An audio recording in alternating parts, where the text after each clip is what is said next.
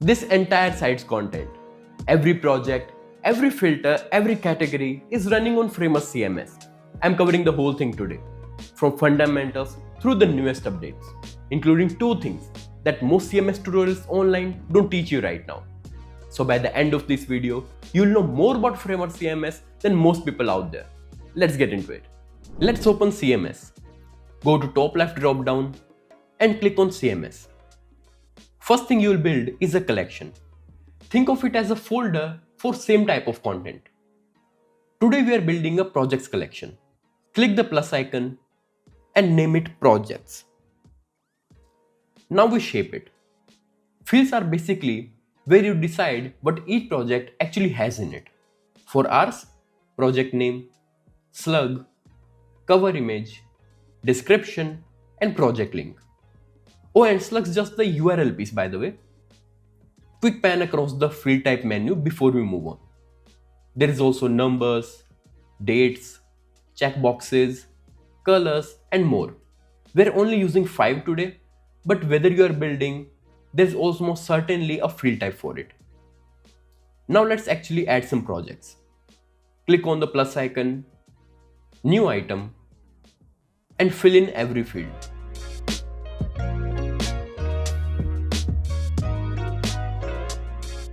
Repeat for however many projects you've got. Quick side note, see that agents panel on the right? That's always sitting there. It can build and edit CMS structures for you. We are doing this by hand today, so you actually understand what's happening underneath. More on the AI side of this later.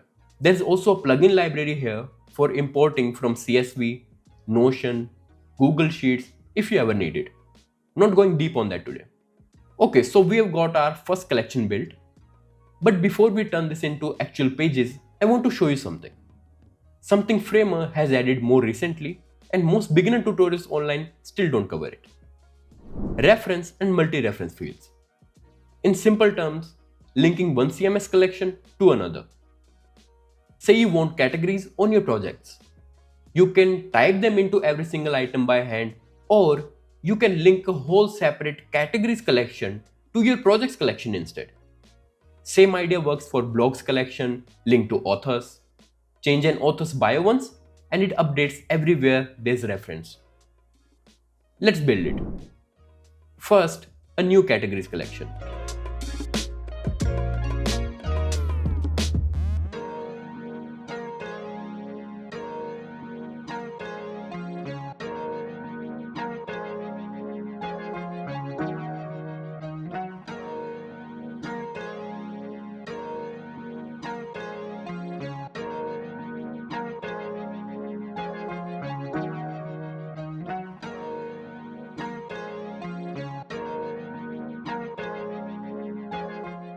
To link it, go to Fields on your projects collection.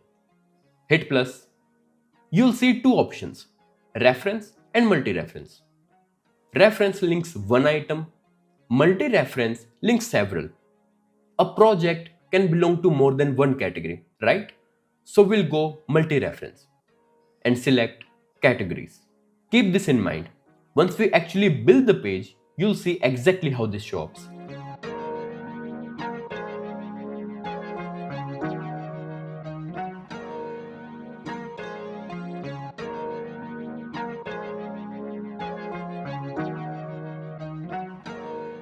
Now let's turn this collection into actual pages.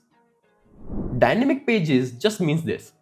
You design one template and Framer fills in every single item in your collection automatically. You do not have to design the same page over and over again for each item in your collection. Plus icon on pages, new CMS page, pick your collection. You'll get two choices, index or detail page. Index is the page listing everything. Detail is the individual page per item. Start with index page. Framer builds the shell and you style it however you want. Do the same for details page. Style one and it applies to every single project automatically. That's it. And once it clicks, you'll realize how much this covers. E-commerce projects, blog posts, real estate listings. There's literally no limit. Now what if you want the same project list somewhere else too? Say right here on the home page. Plus icon on the canvas, collections under CMS, and drag it onto your page. This imports all the CMS items, and you will find that some fields may be missing and they are not styled at all. So I designed a container showing how I would like to style each project from this collection. Don't worry about the content side because we'll link this in a second. Now I'll be pasting this container inside the project CMS, and it will immediately duplicate this container for the number of projects in this collection. Now the image and the name, they are pretty much useless for us, so I'll be deleting them. Now to link the content, first select the image layer, go to the fill under styles, click on the plus icon and click on set variable and then select your cover image to link it. Similarly, select the project title layer, scroll down, go to content, plus icon, and similarly link it with the project title. Similarly, go to the description layer and repeat the exact same process as before to link the content with the description field. Since categories is a separate CMS field, we'll insert that CMS collection into this projects collection. Now just like before, go to the top right plus icon and go to CMS collection, which is categories, and drag and drop it onto the canvas. Okay, it is there, but the text is white by default, so it's not visible. But it doesn't matter because like the project CMS, we'll be designing a placeholder for categories too. So okay, to design this, first I'm going to make a frame and add a text inside this frame. Let's just write category because later we'll be linking it, so it doesn't matter. Now to make this placeholder adapt to different text sizes, we'll change it to fit content. Now I'll add some padding. I'm thinking 10 pixels will be fine. But I'll adjust the top one to 5 pixels and same for the bottom one. I want to give it a pill shape, so I'll increase the border to make it completely round on the corners. And also, the text is not styled so good, so I'll select H5 styling for it. Looks good, but the text color should be black. Now I want to remove the fill from this frame. Now rename this to category container. Remember, always rename your layers so you don't face problems in editing your design in near future. Now similarly, I will paste this container into the category CMS collection just like we did with the projects collection on home page earlier. And definitely make sure to delete that extra text layer. Don't forget this. Yes. And wait, I forgot something. I forgot to add the border to the pill frame. So now, to add the border, go to the styles panel on the right side and add the border to the pill. And make sure the color is grey. I think it will look nice. Yes, this is exactly what I wanted. But they are arranged vertically and I want them to be arranged horizontally. So let's check the direction of its parent stack. Okay, so its direction is alright, so this means it must be one of the parent stack. This is not the one. Let's check its style now. So, Okay, so this is the one. I have to change its direction and same. This is exactly what I wanted. Now the same process to link the text. Go to the right panel on the content, repeat the same process and select the title.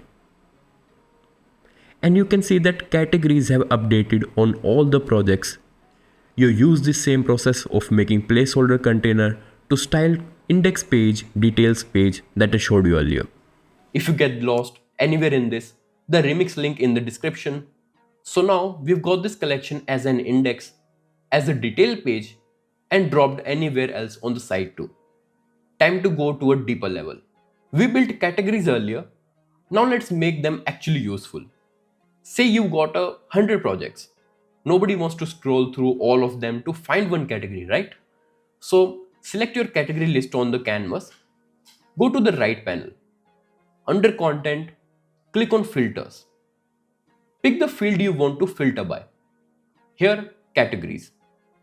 Then pick your control, tabs, toggles, drop downs, or checkboxes. I'll go drop down. Style it however fits your site, and there it is. Live filtering built natively, no plugin required. And this is one of the newest piece of the Framer CMS. So it is essential that you learn this because it's very useful for complex CMS on Framer. So if you watched an older tutorial, this is probably new to you because it's recently added. If you want a deeper video on filter specifically, like complex setups, what to watch out for, or what breaks if you're not careful, let me know in the comments. I'll make that one as soon as possible. And if you want to see this exact same Framer CMS built entirely by Framer's own AI agent, that video is coming next week. And in the meantime, you can watch this video where I show you how to build 4 custom cursors that are used by award-winning websites. See you in the next one.